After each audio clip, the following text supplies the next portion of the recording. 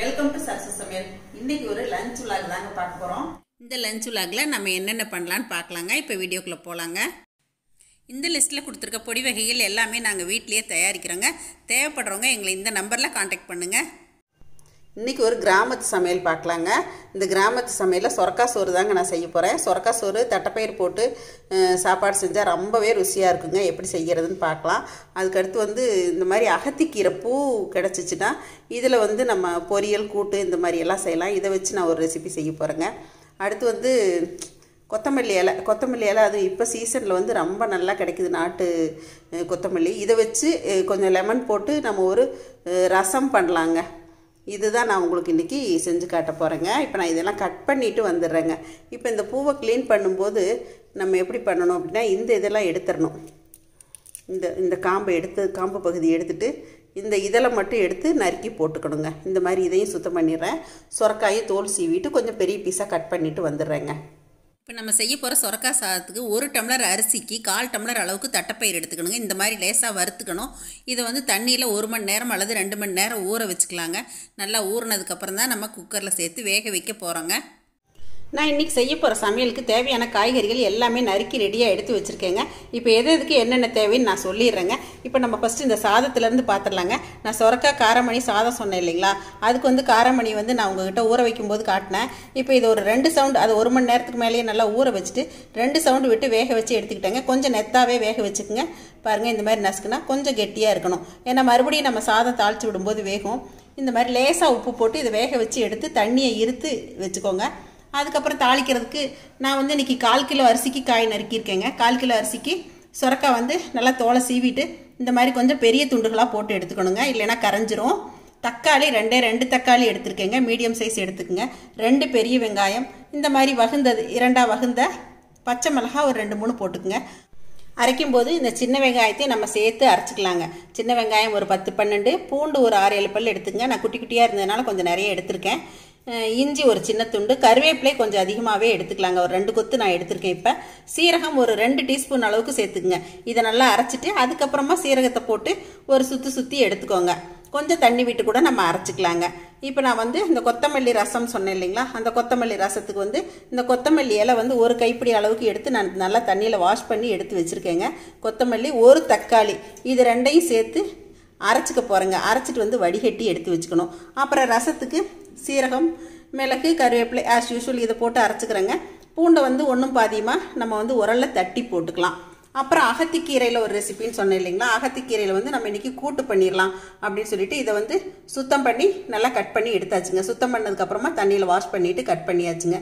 இது கொஞ்சமாக இருக்கிறதுனால கொஞ்சமான அளவு நான் தேங்காய் ஒரு 2 டேபிள் ஸ்பூன் அளவுக்கு எடுத்திருக்கேன். சீரகம் கொஞ்சம், பச்சை மிளகாய், இதை நம்ம கொஞ்சம் தண்ணி விட்டு அரைச்சி எடுத்துக்கலாங்க. அப்புறம் இந்த கூட்டுக்கு சேர்க்கறதுக்காக நான் இந்த மாதிரி பாசிப்பருப்பு ஒரு 2 டேபிள் ஸ்பூன் அளவுக்கு இந்த மாதிரி வேக வச்சு எடுத்திருக்கேங்க.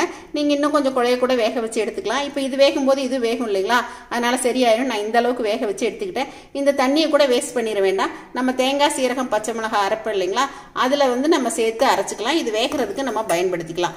அப்புறம் ஒரு பீட்ரூட் பொரியலுங்க. நான் பீட்ரூட் தோலை சீவிட்டு இந்த மாதிரி நம்ம நறுக்கி எடுத்து வச்சுக்கிறோம். ரொம்ப ஈஸியாக பண்ணிடலாம் நம்ம பீட்ரூட் பொரியல். இதை நம்ம இந்த சாப்பாட்டுக்கு மேட்ச் ஆகிற மாதிரி கொஞ்சம் மிளகாத்தூளை போட்டு நம்ம வறுத்துக்கலாங்க. தாளிக்கிறதுக்கு சின்ன வெங்காயம் கொஞ்சமாக நான் நறுக்கி எடுத்து வச்சுருக்கேங்க. நான் இந்த பீட்ரூட் பொரியலை உங்களுக்கு ஸ்டார்டிங்கில் சொல்லலை, இருந்தாலும் இது பிகினர்ஸ்க்கு யூஸாக இருக்குமே அப்படிங்கிறதுக்காக தாங்க செய்கிறேன். நான் இது எல்லாத்தையும் உங்ககிட்ட சொன்ன மாதிரி ஒன்றா நான் ரெடி பண்ணிட்டு வந்துடுறேங்க. அதுக்குள்ளே நான் இடையில பார்த்தீங்கன்னா ஒயிட் ரைஸ் வைக்கிறதுக்கு கொஞ்சம் ரைஸும் நான் தண்ணியில் போட்டு எடுத்து வச்சுருக்கேங்க. அப்புறம் நம்மளோட சொரக்காய் சாதத்துக்கும் நான் சாப்பாடு உங்ககிட்ட 1/4 கிலோ அளவுன்னு சொன்னேன் இல்லைங்களா, அதை நான் ஒரு அரை மணி நேரத்துக்கு மேலே பொன்னி அரிசி, இது நல்லா பழைய அரிசிங்க, அதனால் ஊற வச்சு நல்லா களைஞ்சி எடுத்து ரெடியாக வச்சுருக்கேங்க. இப்போ நான் எல்லாத்தையும் அரைச்சிட்டு அதுக்கப்புறமா நம்ம தாளிச்சிடலாங்க ஒன்றா. இப்போ நான் சொரக்காய் தட்டைப்பயிர் சாதம் தாளிக்கிறதுக்கு ஒரு ப்ரெஷர் பேன் அடுப்பில் ஏற்றிருக்கேங்க. அதுக்கு தேவையான அளவுக்கு நான் நல்லெண்ணெய் விட்டுருக்கேன். கடுகு, கொஞ்சம் சீரகம் சேர்த்துக்கலாம். கடுகு பொரிஞ்சோடனே பச்சை மிளகாய் சேர்த்துக்கலாம். பெரிய வெங்காயம் நறுக்கினது சேர்த்துக்கலாங்க. நம்ம குக்கரில் தான் வைக்க போகிறோம் இல்லைங்களா, அதனால் 1 நிமிஷம் வதங்கினா போதுமானது. இப்போ இதில் நறுக்கி வச்ச தக்காளி சேர்த்துக்கலாம். தக்காளி சேர்த்தோன்னே நம்ம இந்த சீரகம், பூண்டு, கருவேப்பிலை இதை அரைச்சி வச்சுருக்கோம் இல்லைங்களா, அந்த விழுது சேர்த்துக்கலாம். இதில் சின்ன வெங்காயமும் 10 சேர்த்துருக்கேன். இப்போ மஞ்சத்தூள் தேவைக்கு சேர்த்துக்கலாங்க. தேவையான அளவு நம்ம சாம்பார் தூள் சேர்த்துக்கலாங்க. பச்சை மிளகாய் போட்டிருக்கோம், அதனால் நீங்கள் பார்த்துட்டு சேர்த்துக்கோங்க. மசாலா தூள் எல்லாமே சேர்த்தாச்சுங்க. இப்போ நம்ம வேக வச்ச காரமணி இதில் சேர்த்துறோம். இப்போ நம்ம சாப்பாட்டுக்கு தேவையான அளவு உப்பு சேர்த்துடலாங்க. இப்போ நம்ம நறுக்கி வச்ச சொரக்காய் சேர்த்துடலாம். இது நல்லா பிரட்டி விட்டுக்கலாம். இப்போ நம்ம இந்த சாதத்துக்கு தேவையான எல்லாமே சேர்த்தாச்சுங்க. இப்போ இது ஒரு 2 நிமிஷம் நல்லா வதங்கணுங்க. பிரட்டி விட்டதுக்கப்புறம் கருவேப்பிலை கொஞ்சம் சேர்த்துக்கிறேங்க. நான் முன்னாடி போட மறந்துட்டேன், இப்பயும் போட்டுக்கலாம். தாளிக்கும் போது நம்ம சேர்த்துக்கலாம். இப்போ இது நல்லா வதங்கிட்டு இருக்கும்போதே நான் கொஞ்சம் பூண்டு சேர்த்துக்கிறேங்க. எங்களுக்கு பூண்டு ரொம்ப பிடிக்குங்க, அதனால் நான் சேர்த்துறேன். உங்களுக்கு விருப்பப்பட்டால் சேர்த்துக்கோங்க. இப்போ இந்த கலவையை 2 நிமிஷம் நல்லா வதங்கியாச்சுங்க. சொரக்காய் தானே சீக்கிரம் வெந்துருங்க, அதனால் இப்போ இந்த ஸ்டேஜில் நம்ம சாதத்துக்கு தேவையான தண்ணி சேர்த்துக்கலாங்க. நம்ம சாதாரணமாக பொன்னி அரிசி சாப்பாட்டு அரிசிலாம் வைக்கும்போது 1 பங்குக்கு 3 பங்கு தண்ணி வைப்போம் இல்லைங்களா, அதே அளவு வச்சா போதுமானது. நீங்கள் கொஞ்சம் விதையாக வேணும் அப்படின்னு நினச்சிங்கன்னா கொஞ்சோண்டு ஒரு 1/4 டம்ளர் மொத்தத்தில் தண்ணியை குறைச்சிக்கோங்க. நல்லா கொதி வரட்டுங்க. அரிசி சேர்த்துடலாம். இப்போ பாருங்கள், கொதி பிடிக்க ஆரம்பிச்சிருச்சு. நம்ம களைஞ்சி வச்சுருக்க அரிசி சேர்த்துடலாங்க. இப்போ இந்த ஸ்டேஜில் நீங்கள் உப்பு காரம் பார்த்துருங்க. இப்போ உப்பு காரம் எல்லாமே சரியாக இருக்குங்க. நான் இதில் கொஞ்சம் நெய் விட்டுக்கிறேங்க. இப்போ நம்ம குக்கரை மூடிடலாம். வெயிட் போட்டு எப்பயும் போல் 3 விசில் வச்சு இறக்கிடலாங்க. இப்போ இது 3 சவுண்டு வரட்டுங்க, வெயிட் பண்ணலாம். இப்போது நம்ம கலக்கி வச்ச சொரக்காய் சாதம் வெயிட் ஆறிடுச்சுங்க. ஓப்பன் பண்ணி பார்த்துடலாம். பாருங்கள், நல்லா வெந்திருக்கு. இது நல்லா நம்ம கலந்து விட்டுறலாங்க.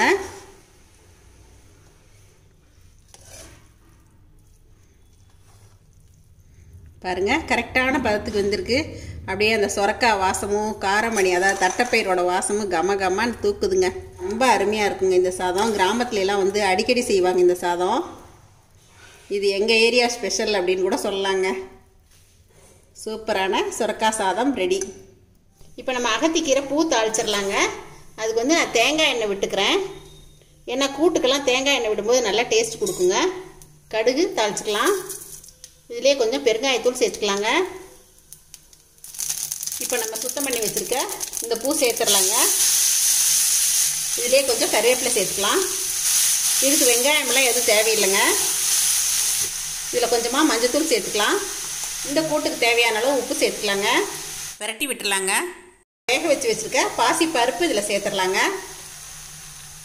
இப்போ இது ஒரு பெரட்டி விட்டுடலாம். அரைச்சி வச்சுருக்க தேங்காய் கலவையை சேர்த்துடலாங்க. இதில் தேங்காய், சீரகம், பச்சை மிளகாய் ஒன்று சேர்த்து அரைச்சிருக்கேங்க. கொஞ்சம் தண்ணி விட்டுக்கலாம். இப்போ இது ஒரு பெரட்டி விட்டுடலாங்க. வேகிறதுக்கு தேவையான அளவுக்கு தண்ணி விட்டுக்கோங்க. இப்போ இது ஒரு மூடி போட்டுடலாங்க. வேகட்டும், பார்க்கலாம்.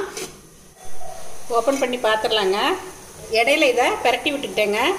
பாருங்கள், இப்போ இது நல்லா வெந்துருச்சு. இந்த ஸ்டேஜில் அடுப்பை ஆஃப் பண்ணிடலாம்.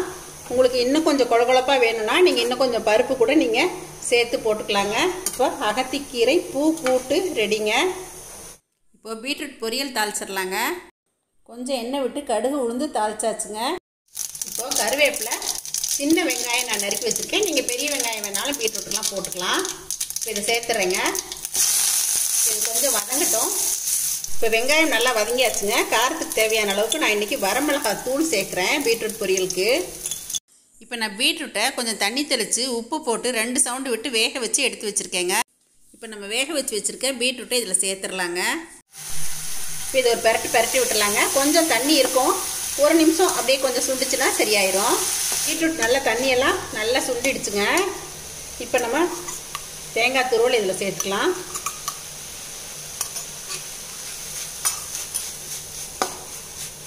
பீட்ரூட் பொரியல் ரெடி ஆகிடுச்சுங்க. அடுப்பு ஆஃப் பண்ணிடலாம். இப்போ நம்மளோட கொத்தமல்லி ரசத்துக்கு நான் வந்து எடுத்து வச்ச கொத்தமல்லி இலையும் தக்காளியும் நல்லா மிக்சியில் அரைச்சிட்டு வடிகட்டி இந்த மாதிரி கொஞ்சம் தேவையான அளவுக்கு தண்ணி சேர்த்து எடுத்துகிட்டு வந்திருக்கேங்க. இப்போ இதில் கொஞ்சம் நம்ம மஞ்சள் தூள் சேர்த்துக்கலாம். தேவையான அளவு உப்பு சேர்த்துக்கலாம்.